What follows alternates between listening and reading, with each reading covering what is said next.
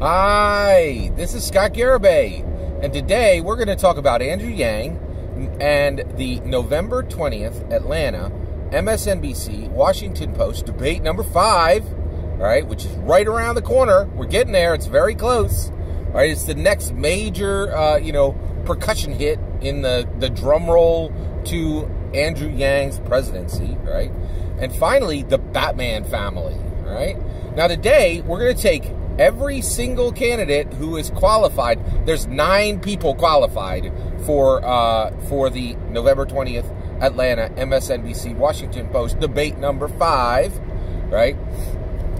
And we're going to map every single one of those qualifying Democrat U.S. presidential primary race candidates to a member of the Bat family, all right?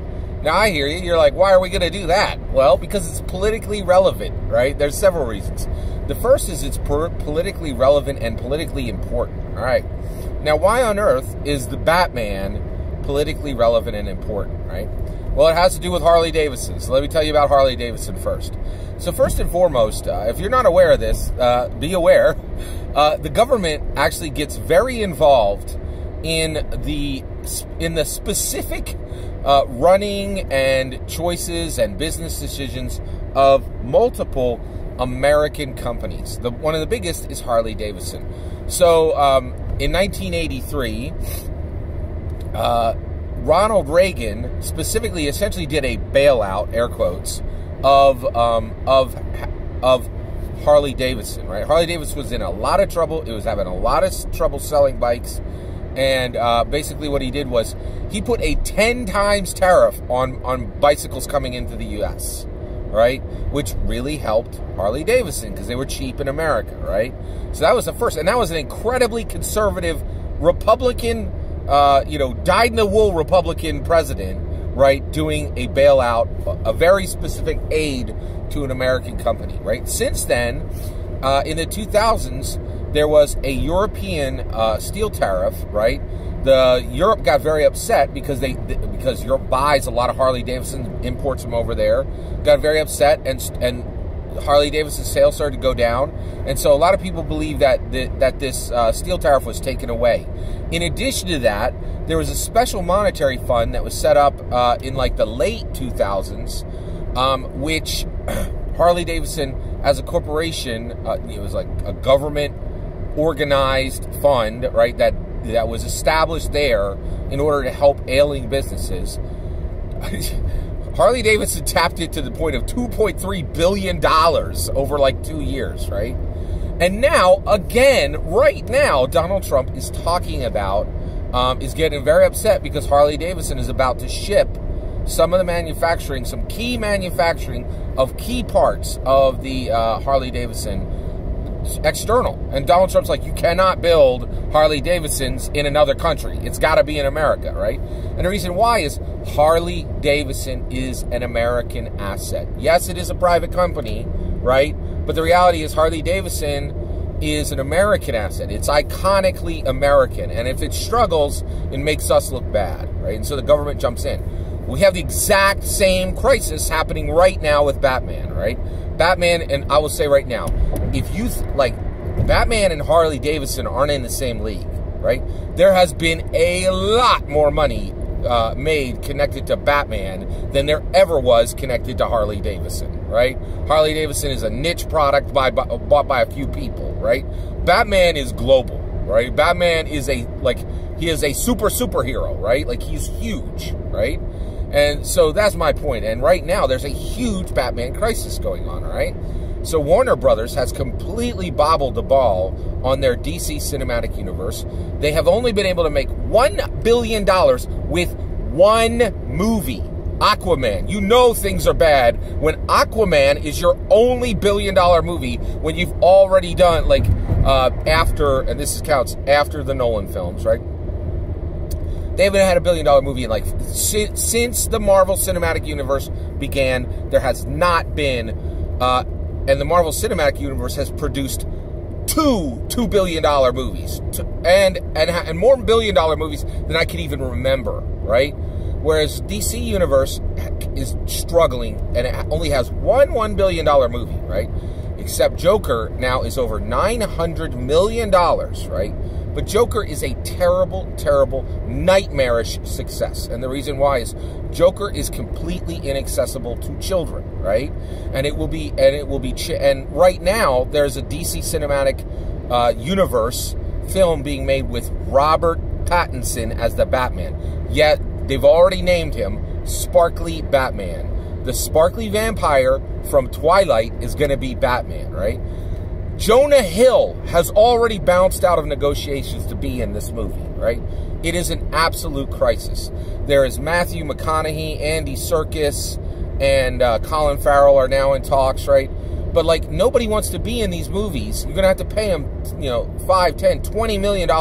No one is lining up to be in these movies because they're so historically bad. And they don't make money. $1 billion should be a layup for a Batman movie, and right now you can't make it, right?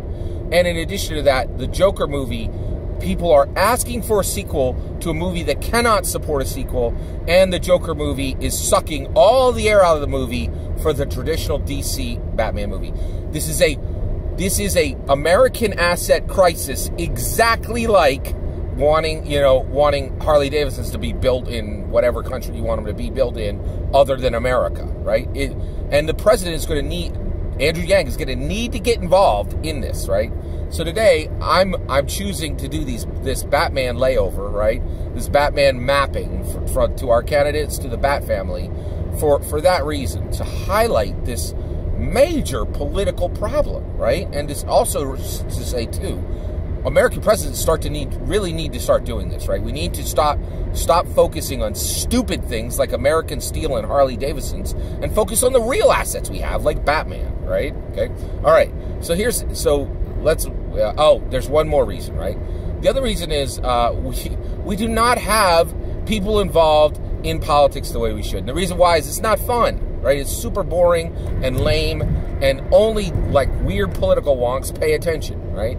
So me mapping every candidate to the Batman family is fun and winsome, and is an attempt to get some people who might be big comic fans but not big political fans involved. So with that, let's do it. All right. So we're going to map every single qualifying November 20th, Atlanta, MSNBC, Washington Post, debate number 5 qualifying candidate to a member of the Bat family. So let's talk about the Bat family first, right? The Bat family are characters who are supporting characters for Batman. This does not contain a single villain, right? Batman is such a huge, strong, iconic superhero character that he actually maps, right? He has what's called the Bat family. It's an informal name for characters that are incredibly close to him, that support him, or have been trained by him, or are friends with him, or that he has a strong relationship with, right? There's also the Rogues Gallery, which is completely different. It's his own group of iconic villains. He has the best villains in all of comic books, all right? So, but today, no villains, and that's important, right? Because I want to talk about this, right? You guys know I don't like Tom Steyer. But the reality is, one reason why I was talking about the Bat family today and mapping our Democrat candidates to the Bat family is they're all superheroes. They're all good guys, right? And I'm reminding myself of this, right? They are all good guys. They are all superheroes, right? In that, like, you know, Bernie Sanders, I don't like socialism, right? But I have really been paying attention to him during this election. I have incredible respect for his courage, his determination, his service, right? I totally disagree with his ideology, right? But I don't question for a minute his integrity, his patriotism, his his value to the American process, right? And so that's important, right? Then everybody needs to have a candidate they can see themselves in. Everybody needs to have a candidate that they resonate with, and that's not, Sanders ain't that for me, right? But I have incredible respect for him, and he is a good guy. Tom Steyer, too, right? As much as I dislike that guy, he is a good guy. He is a superhero. They're all good guys. They're all superheroes. But there is a ranking. So let's get into them, right? All right. So at the top of the Batman family is Batman, right? Now, there is no other Batman in this race, right? There's only one, and it is Andrew Yang, right? Andrew Yang is incredibly capable, right? He's super intelligent, right? He's got that world-class detective intellect, right? He has he has super cool dark entrances, right? He is basic. He's iconic, right? And he has a path of peace. Early on in the debates, he showed the path of peace, and he was very peaceful. He didn't, go, and Batman's the same way. Batman only uses his batarangs. He doesn't use anti-NRA devices, right? It's really important, right? And Batman always goes to wound, right? He's not going to put somebody 6 feet under, right? It's just not, it's not his way, right? Same thing with Yang. He's controlled, right? Andrew Yang is the absolute Mac Batman of this election, of the 2020 election, without exception, right? And just like the Bat family revolves around Batman, right? That's all the other candidates are doing now. They're just revolving around Yang as he spirals directly into the White House, right? All right, so Batman, Yang. All right, so let's whip through the GWN. All right, so Warren, yeah. This one annoys me because I don't like giving her somebody that's this cool from the Bat family, but it is appropriate. Warren is Nightwing. Nightwing is the superhero persona taken on by Dick Grayson, one of the Robins, right? Now, the Robins are super special in Bat family, right? They're all trained by Batman, which means they are all incredibly formidable, right? But Dick Grayson, Nightwing, is the most formidable of all the Robins, right? When it comes to the Robins, one Robin stands above all the rest, and that is Dick Grayson. Nobody comes close, right? Nightwing is the only Robin to really be trained by Batman and then to later be able to stand on his own 2 feet and have his own distinct persona, right? And the reality is he's incredibly capable, right? And he's formidable. He's formidable, right? That's Warren. She's incredibly capable. She is formidable, right? And she's really standing up as pretty darn cool at this point, right? She looks great compared to the other candidates right now. And she has really seriously put Sanders and Biden in her dust smoke, right? In her wake, right? And that's all very Nightwing, right? Warren is Nightwing. All right. Biden is Alfred, all right? Now, he is Alfred to a T. Why is Biden Alfred? Well, here's the thing. Alfred is incredibly sacrificial, and he serves the Batman, right? And because of that, Batman, right, and actually pretty much everybody in the Bat family gives Alfred respect, right? And they will listen to him, right? Batman listens to Alfred. Batman listens to almost no one, right? But he will listen to Alfred. And the reason why is Alfred spent, like, his youth raising him. Alfred patches him up all the time. Alfred does a million, Alfred, right? Alfred will, like, risk his life, like, helping getting a villain back into Arkham Asylum, and then he'll make Batman tea, right? Like, he'll go upstairs, put tea on the boiler, and bring it down and serve it to him, right? Like, Alfred is incredibly, he demands respect because he has given service his whole life, right? That's Biden. And not just his whole life, but when it mattered under Obama. Nobody can ignore Biden, and he gets listened to because we owe him for the service that he did during our first African-American president's term. He helped shape the Obama era, right? And he gets respect for that, exactly the way Alfred gets respect for his service. All right, okay. Sanders. Oh, I love this one. All right. Sanders is Jason Todd Robin, okay? Now, Jason Todd Robin is really distinct, right? So one, Jason Todd Robin also has a superhero persona that happens after he's the Robin, which is Red Hood, right? Now, Bernie Sanders has a very unique connection to the color red because he's a socialist, and socialism has connection to communism, and communism has connections to red through both the USSR and through China, right? And no matter how bad he tries to scrub it off, Bernie Sanders is never going to be able to get that socialism sticker off his forehead. And frankly, to tell the truth, every Andrew Yang person is very fortunate that it's there, because Bernie Sanders is a major competitor, but that socialism sticker guarantees guarantees his loss. You cannot win in America as a self-avowed socialist, ever, right?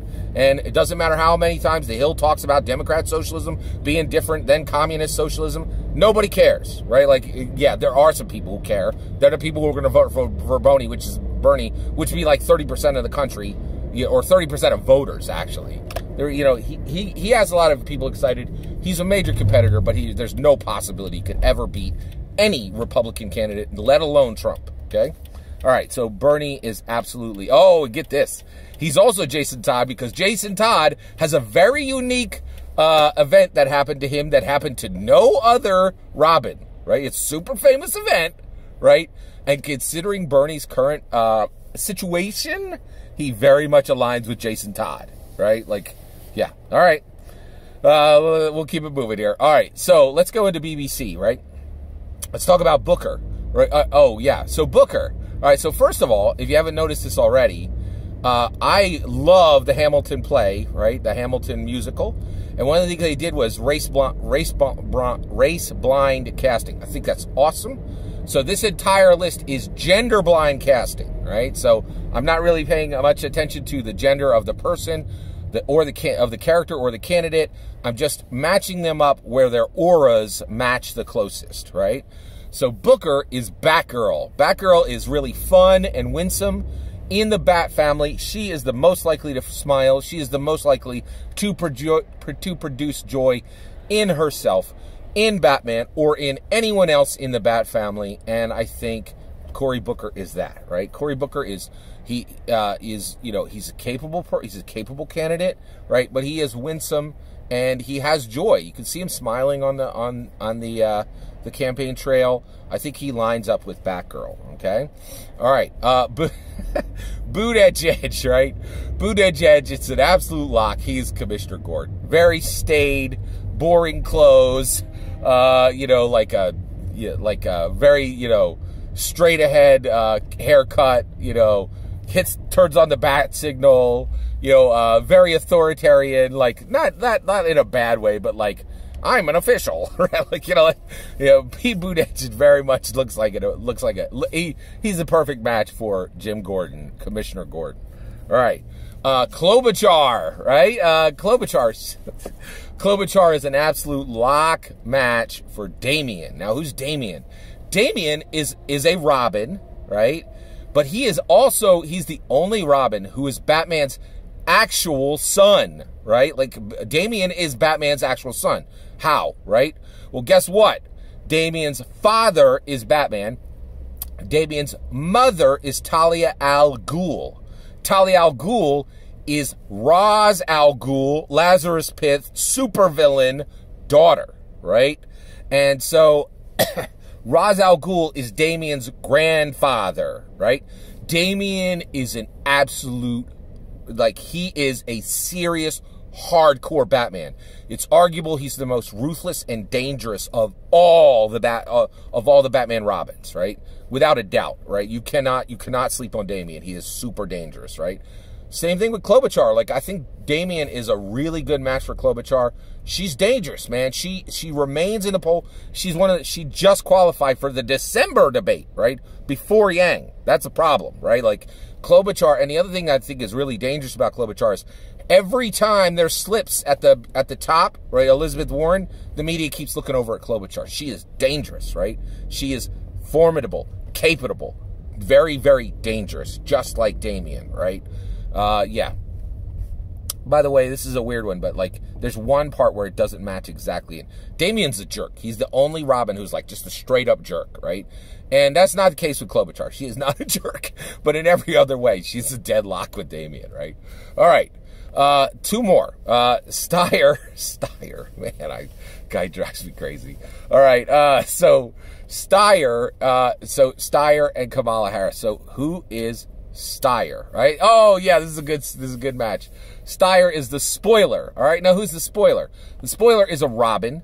The spoiler is Stephanie Brown. Stephanie Brown is the daughter of Cluemaster, who is a villain, right? And the spoiler is a superhero persona that was taken on after Stephanie Brown was a Robin. It's really important when you're a Robin, because get this, like, even being trained by Batman makes you better than, like, 80-90% of all superheroes, right? He is just, like, Batman just radiates awesomeness. Batman is a human being who beat the living crap out of Superman multiple times, right? Like, it's just like, you know, by the way, DC loves to put Batman versus Superman. Batman almost always wins. It's like a 90% win rate. Batman drops Superman constantly, right? He's like, Batman is just so crazy awesome, right? It makes all the, and it just like, and he's like, hey, here's 75% of my awesomeness through training to every Robin, right? So, the spoiler is Stephanie Brown, right? She was a Robin, right? It's also a distinction. She's one of the female Robins. There's not a lot of the female Robins. But why is spoiler mapped to Steyer? Because he's a spoiler, man. That guy is, he's so aggravating, right? So we all know big money talks in politics. With Steyer, it's screaming. It's just screaming, right? Look at his campaign finance funding. It's almost all self-funded, right? And he's like, hey, you do not need to shake Americans' hands. You do not need to work hard. Just buy a bunch of TV ads and you can purchase the presidency legally, right? It is incredibly galling. It really does a lot to disinterest people. It brings truth to the rumor that our politics are for sale, right? It's just, Steyer is a massive problem. He is a spoiler in this election, right? All right, Harris. Harris is Azrael. Azrael is an awesome, awesome member of the Bat family. Azrael is an avenging angel. It's a person who is essentially like when you get a demon possessed with an avenging angel, right?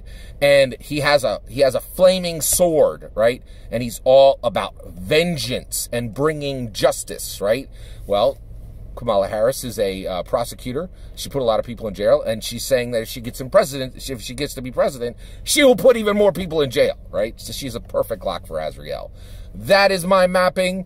I think that's dead on, but what do you think? Do you think I got them right? Do you think I got them wrong? Let me know in the comments below. Please consider liking and subscribing, and have a wonderful millennium.